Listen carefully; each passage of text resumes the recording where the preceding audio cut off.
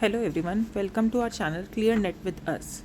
In this video, we are going to discuss NET 2021 solved paper of Unit 8 Marketing Management. Before starting the video, please ensure that you are subscribed to our channel and hit the bell icon to get notification every time a video is uploaded. You can mail us at clearnetwithus@gmail.com and you can also follow us on our Facebook page. So let's start with the video. First question is, in which one of the following services price sensitivity is high? The options are airlines, car rentals, retailing, sea transport. तो देखिए price sensitivity अगर इन options में देखें तो car rental नहीं होगा, retailing नहीं होगा, सी ट्रांसपोर्ट या एयरलाइंस हो सकता है, लेकिन सबसे ज़्यादा किस में होती है? एयरलाइंस में होती है. तो the correct option will be airlines. Next question, arrange the steps of market segmentation process in the proper sequence. Options हैं हमारे पास segment acid test, segment attractiveness, need based segmentation, segment profitability and segment positioning and segment identification. ये जो options हमें दी गई हैं ये generally जो हमारा नीड बेस्ड सेगमेंटेशन होता है ना उसके प्रोसेस की स्टेप्स दी गई हैं. तो उसके अकॉर्डिंग हमारी जो ऑप्शंस करेक्ट होंगी वो होंगी, सबसे पहले आएगा हमारा नीड बेस्ड सेगमेंटेशन. ठीक है, क्योंकि जैसे मैंने आपको कहा ये नीड बेस्ड सेगमेंटेशन का प्रोसेस है, तो फर्स्ट ऑप्शन है नीड बेस्ड सेगमेंटेशन जिसमें हम नीड्स आइडेंटिफाई करते हैं कस्टमर्स की. सेकंड जो होगा वो होगा सेगमेंट आइडेंटिफिकेशन. फिर हमारा नेक्स्ट पार्ट होगा सेगमेंट अट्रैक्टिवनेस. ठीक है, फिर होगा segment profitability and segment positioning और लास्ट होगा सेगमेंट एसिड टेस्ट. इसके बेसिस पर हमारा जो करेक्ट ऑप्शन होगा वो होगा ऑप्शन थर्ड CEBDA. एक बार इनको डिटेल में देख लेते हैं इन स्टेप्स को. ये प्रोसेस होता है हमारा नीड बेस्ड सेगमेंटेशन में. तो देखिए सबसे पहले आ रहा है, जैसे मैंने आपको कहा था first step need based segmentation. Need based segmentation के अंदर कस्टमर्स जिनकी सिमिलर नीड्स होती हैं उनको एक हम पर्टिकुलर सेगमेंट में डाल देते हैं.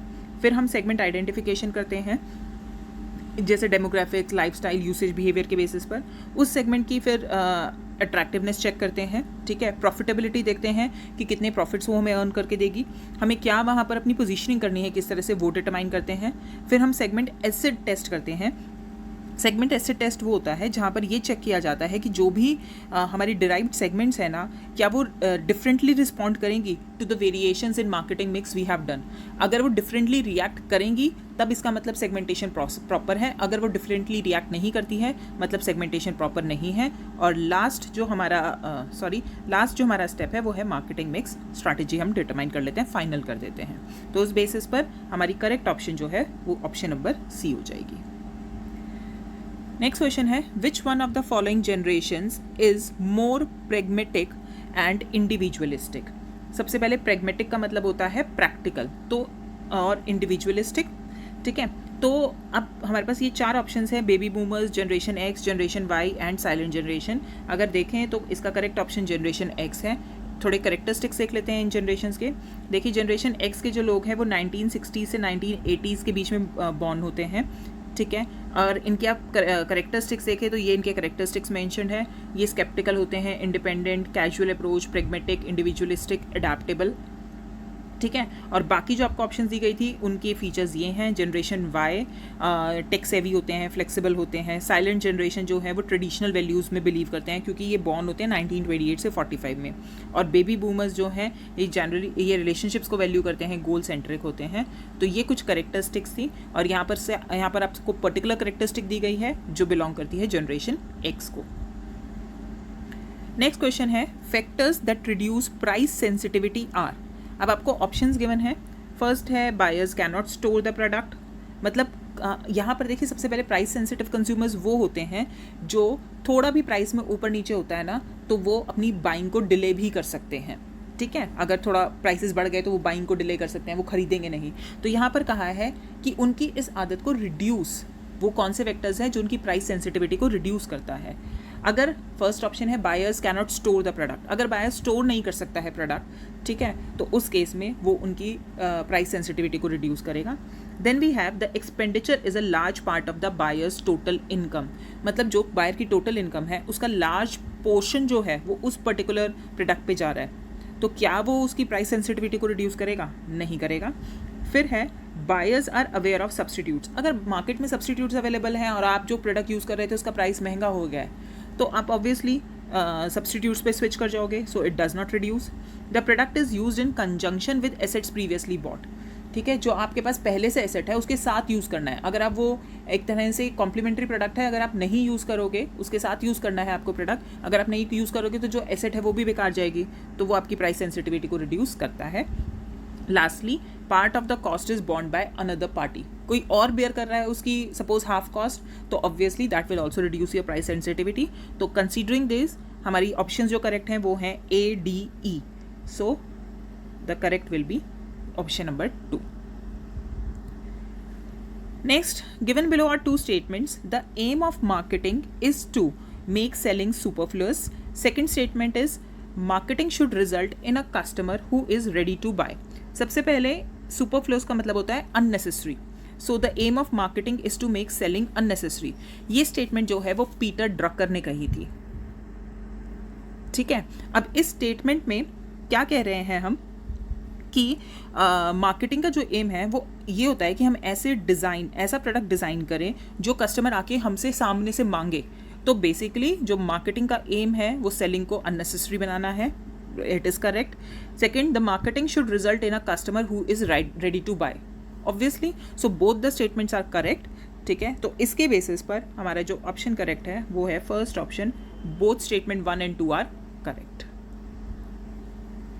Next, with reference to product hierarchy, life insurance is an example of product class, product family, product line, product type. So it is an example of product line.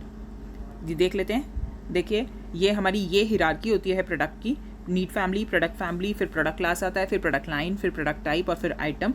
तो आप यहाँ पर देख सकते हैं कि प्रोडक्ट लाइन के अंदर लाइफ इंश्योरेंस आ रहा है। यही हमसे यहाँ पे पूछा गया था, तो करेक्ट आंसर हो जाएगा product line. Next question is, the characteristics of online and social media marketing are personal, rich, timely, interactive, up to date. देखिए, पर्सनल तो बिल्कुल नहीं होता है। मार्केटर अपने बारे में कुछ पर्सनल नहीं छापता है ऑनलाइन या सोशल मीडिया पे, वो अपने प्रोडक्ट्स के बारे में पोस्ट करता है, सो पर्सनल नहीं होता है। रिच डेफिनेटली होता है, जो कंटेंट आप पोस्ट कर रहे हो वो रिच होना चाहिए। ठीक है, मल्टीमीडिया फॉर्म यूज़ कर सकते हो आप, टेक्स्ट, वॉइस, इमेज या other type of data which is suitable for the content. ठीक है, इंटरैक्टिव, सोशल मीडिया का एक मेन फीचर ही यही है कि यहाँ पर इंटरैक्शन पॉसिबल है। अप टू डेट, बिल्कुल आप time to time information post कर सकते हो। लास्ट है हमारा टाइमली। वैसे तो देखिए टाइमली भी होना चाहिए, ठीक है, क्योंकि हम जैसे ही कंटेंट पोस्ट करना चाहें हम पोस्ट कर सकते हैं, जब ज़रूरत हो तब पोस्ट कर सकते हैं।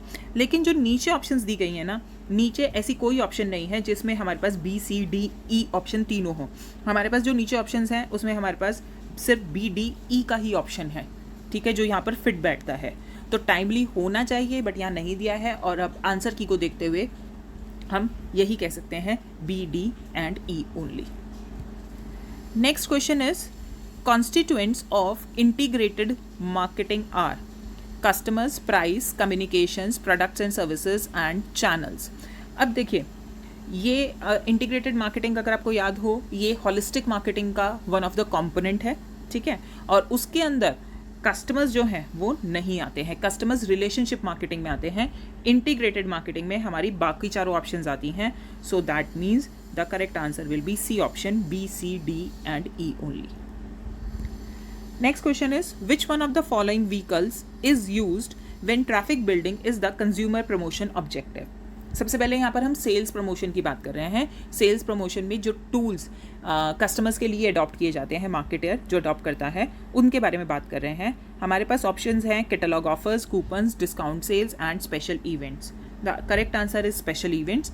और ये कैसे है, ये देखिए, ये हमारे कंज्यूमर प्रमोशन ऑब्जेक्टिव्स हैं कि क्या क्या हमारे ऑब्जेक्टिव्स हो सकते हैं। ट्रायल करना हो सकता है, इंक्वायरीज, रीपरचेज, ट्रैफिक बिल्डिंग और इंक्रीज रेट ऑफ परचेज, और उसके हिसाब से ये हमारे जो हैं स्पेसिफिक टूल्स यहाँ बताए गए हैं, ये टूल्स हैं। तो इसमें आप देखें, ट्रैफिक बिल्डिंग के लिए हमारा जो आंसर है वो स्पेशल इवेंट्स है। सो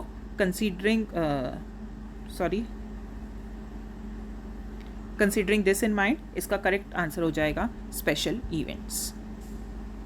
नेक्स्ट क्वेश्चन है, अब आपको मैच करना है लिस्ट 1 को लिस्ट 2 के साथ। तो देखिए, फर्स्ट ये अगर आप देखेंगे, ये आपको सारा जो है वो आपको PLC की स्टेजेस गिवन है, और इधर लिस्ट 1 में है value added by channel members और मार्केट ग्रोथ रेट। ठीक है, इसके बेसिस पर आपको आइडेंटिफाई करना है कि किस स्टेज में क्या होता है। देखिए, अगर आपको यहाँ पर थोड़ी भी कन्फ्यूजन हो ना, एक चीज़ याद रखिए, इंट्रोडक्टरी स्टेज आपकी ग्रोथ स्टेज और डिक्लाइन स्टेज। ग्रोथ स्टेज में दोनों चीज़ें हाई होंगी, डिक्लाइन स्टेज में दोनों चीज़ें जो है वो लो होगी। अगर इसी को देखती हूँ मैं, तो सबसे पहले है value added by channel members low and market growth rate low. तो ये सिंपल क्या है, ये दोनों चीज़ें लो कब होती हैं, डिक्लाइन स्टेज में होती हैं। दोनों चीज़ें हाई कब होती हैं, ग्रोथ में होती है। So last D, value added by channel members high and growth rate high.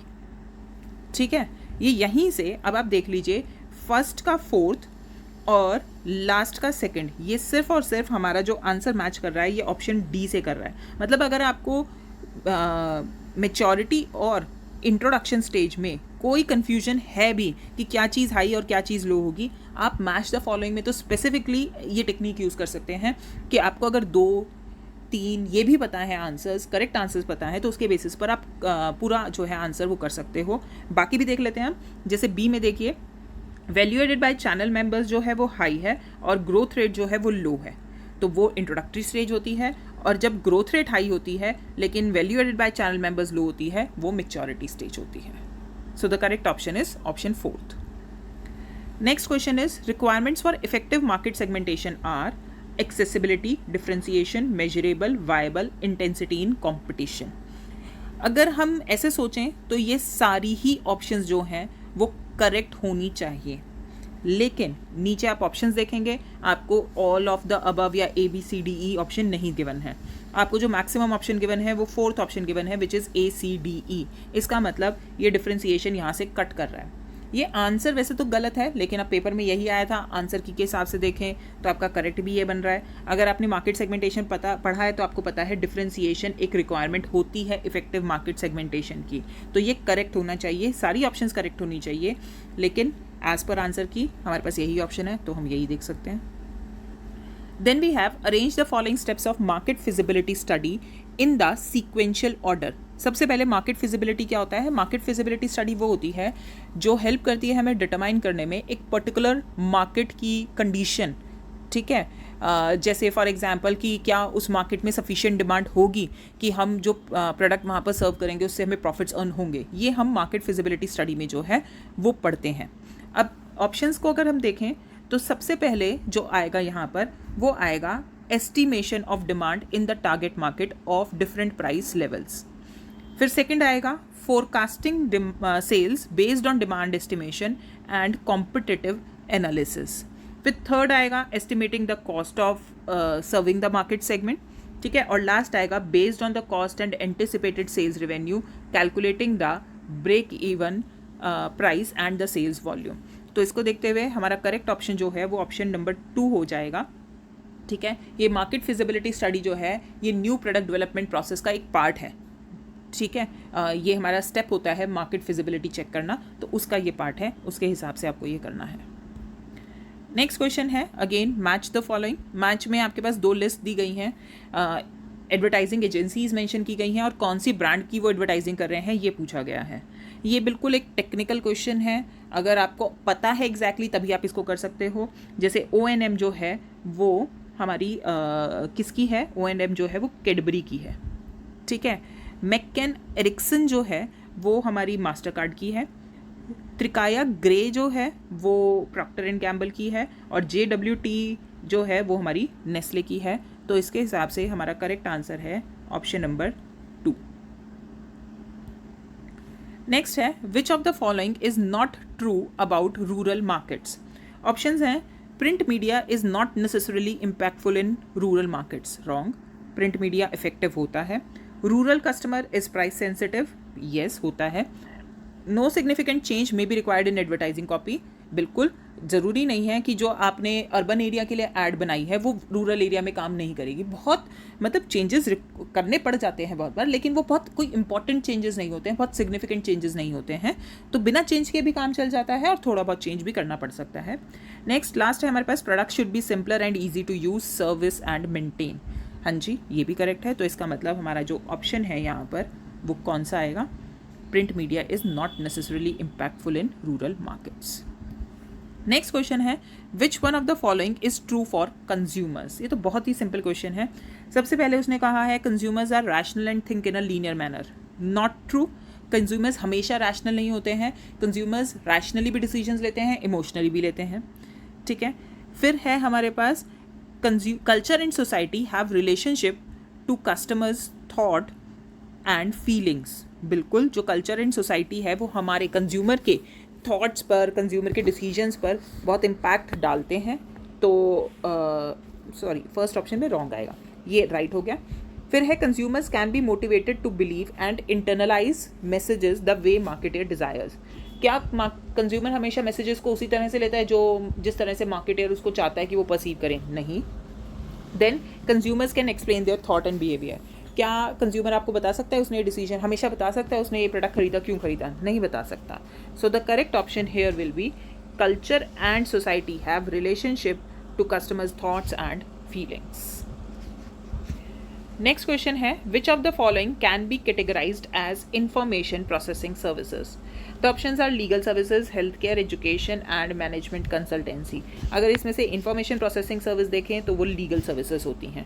ये देखिए यहाँ पर एक टेबल बनाई है जिसमें हमने टेंजिबल, इंटेंजिबिलिटी और कस्टमर और एसेट्स के बेसिस पे जो है वो किया है। ये है people processing services, mental stimulus processing, possession processing and information processing, जिसमें हमारा लीगल सर्विसेज है। तो आपसे इनमें से कुछ भी पूछा जा सकता है। आपसे इनमें से पूछा जा सकता है पीपल प्रोसेसिंग सर्विसेज कौन सी होती हैं। तो आपको ये टेबल, अगर आपको ध्यान रहेगी, आप इस टेबल को अच्छे से देख लीजिए। उसकी बेसिस पर अगर ऐसा कोई क्वेश्चन आता है तो वो आप अटैम्प्ट कर सकते हैं। सो हमसे पूछा गया यहाँ पर इंफॉर्मेशन प्रोसेसिंग सर्विसेज, तो वो हमारा लीगल सर्विसेज हो गया। The next question is when demand is slack and market is competitive, firms follow which of the following pricing methods? Penetration pricing, peak load pricing, marginal cost pricing and skimming pricing. The correct answer is marginal cost pricing. देखिए वो कह रहा है demand जो है वो slack है, मतलब कम होती जा रही है और कॉम्पिटिटिव मार्केट है। तो यहाँ पर ऐसे में जो सबसे सुटेबल प्राइसिंग मेथड होगा वो मार्जिनल कॉस्ट प्राइसिंग होगा, क्योंकि मार्जिनल कॉस्ट का पर्पस क्या होता है कि आप अपनी मार्जिनल कॉस्ट जो है वो रिकवर कर पाओ, प्लस जो ओवरहेड्स हैं वो रिकवर कर पाओ।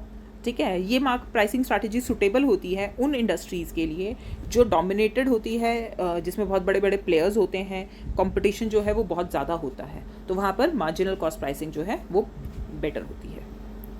Then we have environmental characteristics or factors influencing distribution decisions are government policy, state of economy, social activism, technological and infrastructural developments and statutory provisions। एक बार ये आप अगर देखते हो ना तो ये लगता है सारे ही फैक्टर्स हैं, लेकिन नीचे हमारे पास कोई ऑप्शन नहीं है जिसमें हम सारे फैक्टर्स की बात करें। ऊपर से उसने यहाँ पर कहा है choose the most appropriate answer. तो अगर हम सभी फैक्टर्स को देखें तो सिर्फ और सिर्फ सोशल एक्टिविटिज्म ऐसा है जो मैक्रो एनवायरनमेंट को बिलोंग नहीं कर रहा है, क्योंकि सोशल एक्टिविटिज्म जो है वो बेसिकली यहाँ पर एक तो ऑड वन आउट है बाकी सब ऑप्शंस में। दूसरा, सोशल एक्टिविज्म जो है वो बेसिकली क्या होता है, ये एक प्रैक्टिस होती है जिसमें हम रिफॉर्म्स लाने की कोशिश करते हैं इंस्टीट्यूशंस में, बिहेवियर में, रिलेशंस में, इन सब में। So based on that the correct option will be A, B, D, E only. Next question है which of the following is not true for supply chain management approach. Supply chain management approach क्या होती है? Supply chain management क्या होता है? Management goods और goods का consumers तक पहुंचाने का। ठीक है, तो क्या ट्रू नहीं है, इसमें आपसे नॉट ट्रू पूछा है। तो सबसे पहले है joint reduction in channel inventories. बिल्कुल, सप्लाई चेन मैनेजमेंट का पर्पस ही ये होता है कि जो आपको कम से कम इन्वेंट्री जो है वो मेंटेन करके रखनी पड़े। फिर है large breadth of supplier base to increase competition and spread risk. जी नहीं, हमें रिस्क को फैलाना नहीं है, रिस्क को कम करना है। So this is not true. Then we have risk and rewards are shared over long term. ये तो इसका कंट्रडिक्शन हो गया सेकंड पॉइंट का, बट ये ठीक है। सप्लाई चेन मैनेजमेंट में हम रिस्क और रिवॉर्ड को शेयर करते हैं। Then companies use intermodal transportation to reach their markets. मतलब कोई एक मोड ऑफ ट्रांसपोर्टेशन को यूज़ नहीं किया जाता है, अलग अलग मोड्स ऑफ ट्रांसपोर्टेशन को यूज़ किया जाता है, मल्टीपल मोड्स ऑफ ट्रांसपोर्टेशन को यूज़ किया जाता है। तो ये भी करेक्ट हो गया। That means supply chain management approach के लिए कौन सी स्टेटमेंट ट्रू नहीं है? वो ये सेकेंड स्टेटमेंट ट्रू नहीं है। नेक्स्ट क्वेश्चन है firm characteristics that help managers identify core competencies include अब आपके पास ऑप्शंस हैं यहाँ पर, potential access to wide variety of markets, बिल्कुल। कोर कंपिटेंसीज के लिए आपको एक्सेसिबल होनी चाहिए आपके लिए मार्केट जो है। Significantly contribute to the perceived customer benefits, हाँ जी, कि वो कंट्रीब्यूट कर रही हैं, कस्टमर के बेनिफिट्स को बढ़ा रही हैं। डिस्टिंक्टिव होनी चाहिए, कॉम्पिटिटर्स के लिए मुश्किल होनी चाहिए कॉपी करने के लिए, बिल्कुल। फिर उसने बोला है value accretive and non competitive, it is not true. CK Prahalad ने बेसिकली कॉन्सेप्ट दिया था कोर कॉम्पिटेंसीज का, तो उसमें उन्होंने 3 जो है वो दी थी, ठीक है, तो ये गलत है। इसके हिसाब से जो हमारी करेक्ट ऑप्शन हो जाएगी वो A, B एंड D हो जाएगी। तो यहाँ पर ये आपका गलत है, इसके बेसिस पर हमारा करेक्ट ऑप्शन है A, B and D only. Then we have SBUs or products that have lost their position of leadership and are in the low growth markets are known as। तो देखिए position of leadership भी चली गई है और लो growth market में भी आप एग्जिस्ट कर रहे हैं। तो सबसे पहले तो ये BCG मैट्रिक्स के बारे में यहाँ पर बात की जा रही है। हमारी ऑप्शन है स्टार, प्रॉब्लम चाइल्ड, डॉग और कैश काउ। तो the correct option will B dog. हम एक बारी फटाफट से मैट्रिक्स देख लेते हैं। देखिए relative market share, high low, market growth rate, high और लो। तो क्वेश्चन में आपसे यही कहा गया था कि लो ग्रोथ रेट कहाँ पर है, लो ग्रोथ रेट हमारी कैश काउज और डॉग्स में है, लेकिन मार्केट लीडरशिप कहाँ जा रही है, वो कैश काउज में नहीं जा रही है, वो कहाँ जा रही है, डॉग्स में जा रही है। तो इसीलिए यहाँ पर हमारा करेक्ट ऑप्शन जो है वो डॉग्स था, ठीक है। नेक्स्ट क्वेश्चन है arrange the following stages of consumer decision making process in a sequential order with regard to a young person Divya. तो साफ साफ इसमें आपसे कंज्यूमर डिसीजन मेकिंग प्रोसेस के स्टेप्स पूछे गए हैं, ठीक है। तो सबसे पहले देखिए क्या आएगा, सबसे पहले जो आएगा इसमें जस्ट सॉरी, यहाँ पर आपकी एक ऑप्शन जो है वो मिस हो गई है लिखना, यहाँ पर एक ऑप्शन जो है वो रह गई है लिखना, ठीक है, E ऑप्शन नहीं है। तो इस क्वेश्चन को मैं आपको दूसरी वीडियो में जो है वो बताऊंगी, E ऑप्शन जो है वो यहाँ पर नहीं है, sorry. Moving on to the next question, 23rd option है हमारी, 23rd सॉरी क्वेश्चन है, फिर से मैच करना है आपको एक तरफ प्राइसिंग स्ट्रैटेजीज दी गई हैं और एक तरफ डिस्क्रिप्शन दिया गया है। तो अगर आप प्राइसिंग स्ट्रैटेजीज में देखें तो आपने रैम से प्राइसिंग जो है वो शायद नहीं पढ़ी होगी, लेकिन ये क्वेश्चन अटैम्प्ट कर सकते हैं आप इन तीनों के बेसिस पे जो आपने पढ़ी हैं, price skimming, cost plus pricing और पेनिट्रेशन प्राइसिंग। तो देखिए सबसे पहले प्राइस स्किमिंग को देखते हैं। प्राइस स्किमिंग में हमारे प्राइसेस हाई होते हैं।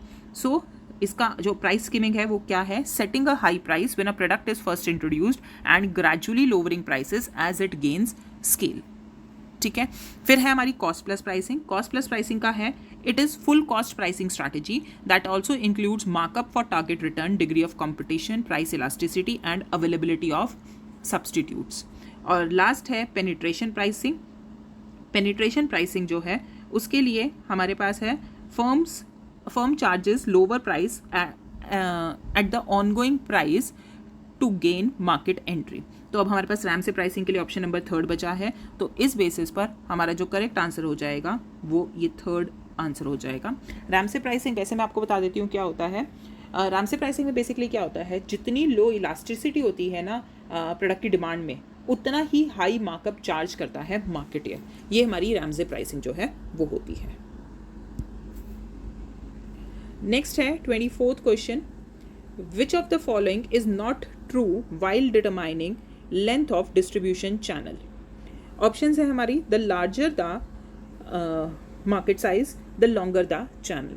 तो मतलब यहाँ पर आपको बताना है कि वो कौन सी स्टेटमेंट जो है वो ट्रू नहीं है regarding length of distribution channel.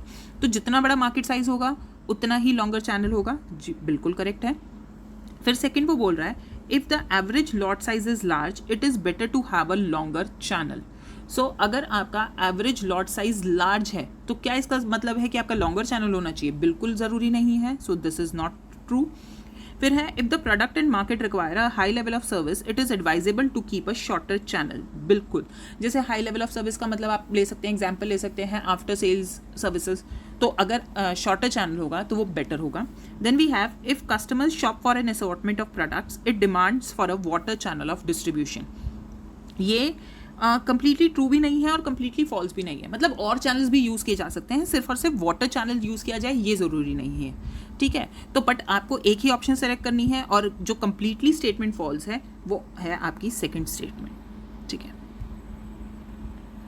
Next question है, which of the following is not a valid basis for market segmentation? Customer based segmentation, technology oriented, competition related and product related. Out of all these technology oriented segmentation जो है वो नहीं होता है। Customer based भी आप पढ़ते हो, कंपटीशन के बेसिस पर भी आप सेगमेंटेशन कर सकते हो, प्रोडक्ट के बेसिस पे भी कर सकते हो, लेकिन अभी तक हमने टेक्नोलॉजी के बेसिस पर सेगमेंटेशन नहीं किया है। Next question is, which of the following represents traditional logistics management approach? तो सबसे पहले है इंडिपेंडेंट इन्वेंट्री मैनेजमेंट एफर्ट्स। देखिए सबसे इसमें ना ट्रेडिशनल लॉजिस्टिक्स मैनेजमेंट अप्रोच की बात की गई है, जब काम खुद होता था, ठीक है, किसी के साथ मिलके नहीं होता था। तो क्या उस time independent inventory management efforts होते थे? जी बिल्कुल होते थे, ठीक है। क्या उससे कॉस्ट कम होती थी? पर्पज ही यही होता था कि हमें किसी ना किसी तरह कॉस्ट कम करनी है। देन है amount of information sharing and monitoring limited to current processes? No, ये मॉडर्न लॉजिस्टिक्स मैनेजमेंट अप्रोच में यूज़ किया जाता है, ट्रेडिशनल में नहीं किया जाता था। Then we have small breadth of supplier base to increase coordination. Integration तो था ही नहीं तब, तो कोऑर्डिनेशन कैसे इंक्रीज होगा? तो ये भी नहीं। इस बेसिस पर हमारी ऑप्शंस जो करेक्ट हैं वो हैं A and B only. Next पे चलते हैं। Next question, given below are two statements. Statement 1 है, only low priced products will sell in rural area India. क्या रूरल इंडिया में सिर्फ और सिर्फ लो प्राइस प्रोडक्ट्स बिकते हैं? नहीं।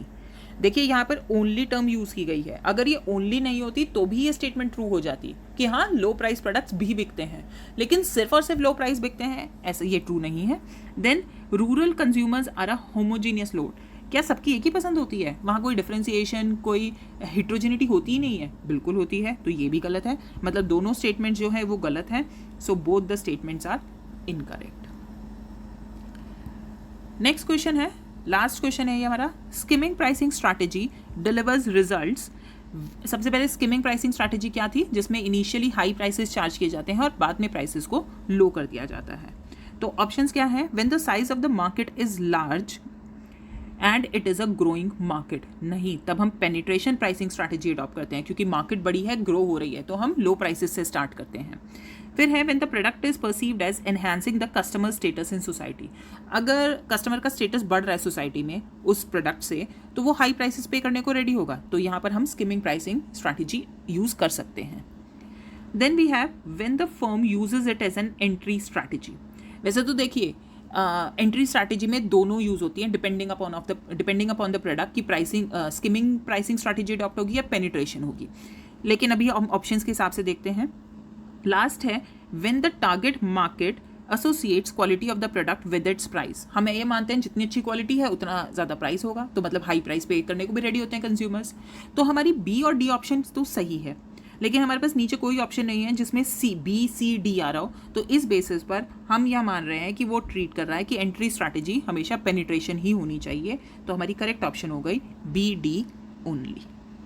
ओके, हमारा बीच में एक क्वेश्चन रह गया था, क्वेश्चन नंबर 22, जिसमें एक पॉइंट लिखना रह गया था, तो वो क्वेश्चन देख लेते हैं। The question is arrange the following stages of consumer decision making process in a sequential order with regard to a young person Divya. तो यहाँ पर आपको कंज्यूमर डिसीजन मेकिंग प्रोसेस के स्टेप्स दिए गए हैं, आपको उसको अरेंज करना है। तो जो सबसे पहले यहाँ पर ऑप्शन आएगी वो आएगी C option, belongs to an executive group and all her colleagues have their own vehicles. तो कंज्यूमर डिसीजन मेकिंग प्रोसेस में फर्स्ट होता है नीड रिकॉग्निशन। तो यहाँ पर दिव्या ने अपनी नीड रिकॉग्नाइज की है अपने कलीग्स को देखकर कि उन सबके पास गाड़ी है तो मेरे पास भी होनी चाहिए, उस बेसिस पर उसने नीड रिकॉग्नाइज की है। देन सेकेंड आएगा feels that fuel efficiency should be the most critical factor while making a choice. मतलब उसने फैक्टर आइडेंटिफाई किया कि गाड़ी खरीदते वक्त उसको क्या चेक करना है, फ्यूल एफिशिएंसी चेक करना है। फिर थर्ड आएगा आपका uses media and other social channels to collect information about different models. तो अब यहाँ पर देखिए यहाँ पर वो अब उसने जो एक फैक्टर आइडेंटिफाई कर लिया उसके बेसिस पर वो इन्फॉर्मेशन कलेक्ट कर रही है। टिपिकली जो हमारा कंज्यूमर डिसीजन मेकिंग प्रोसेस के स्टेप्स होते हैं ना, उसमें पहले इन्फॉर्मेशन कलेक्शन आता है, फिर इवैल्यूएशन आता है, लेकिन यहाँ पर उसने पहले क्या किया है, पहले वो क्रिटिकल फैक्टर आइडेंटिफाई करके उसके बेसिस पर उसने इंफॉर्मेशन कलेक्ट की है। ये हमने कैसे आइडेंटिफाई किया है, बेसिकली अगेंस्ट जो नीचे ऑप्शंस हैं उसके हिसाब से। मतलब अगर ये CDE होती नीचे ऑप्शन तो भी हम इसको देख लेते हैं, लेकिन हमारे पास नीचे ऑप्शन ही CED है, तो इस वजह से हम इसको ऐसा कर रहे हैं। Then fourth will be looks for a specific color and showroom delivery as she does not want to wait, मतलब उसको इमीडिएट डिलीवरी चाहिए। और फाइनली उसने नैरो डाउन कर दिया है to a dark grey car of a specific brand. तो इस बेसिस पर जो हमारी करेक्ट ऑप्शंस हैं वो हैं CEDAB। ओके, देखिए आज के बहुत सारे क्वेश्चंस में आपने देखा होगा, 4-5 क्वेश्चंस में हमने देखा है कि हमने अपना आंसर जो है ना वो नीचे जो ऑप्शंस गिवन है उन ऑप्शंस के बेसिस पर हमने डिटरमाइन किया है कि क्या आंसर होना चाहिए। ये ऐसा करना पड़ता है क्योंकि मार्केटिंग है, आप ऐसा स्पेसिफिक कोई यूनिवर्सल प्रिंसिपल्स, यूनिवर्सल रूल्स नहीं है, ठीक है। तो आपको बहुत जगह पर सिर्फ और सिर्फ नीचे जो ऑप्शंस हैं उसके बेसिस पर भी आंसर करना पड़ता है। तो इस बात का हमेशा ध्यान रखिएगा पेपर में कि नीचे ऑप्शंस क्या हैं, तो उसके बेसिस पर आप आंसर कीजिएगा। तो ये थे आज के क्वेश्चंस हमारे 2021 पेपर के मार्केटिंग मैनेजमेंट के questions. Hope all questions were clear to you. अगर आपकी कोई भी क्वेरी है तो नीचे आप कमेंट बॉक्स में हमको बता सकते हैं। आपने अगर अभी तक हमारे चैनल को सब्सक्राइब नहीं किया है तो प्लीज़ सब्सक्राइब कर लीजिए। जल्दी मिलेंगे आपको एक नई वीडियो के साथ। Till then, thank you, happy learning.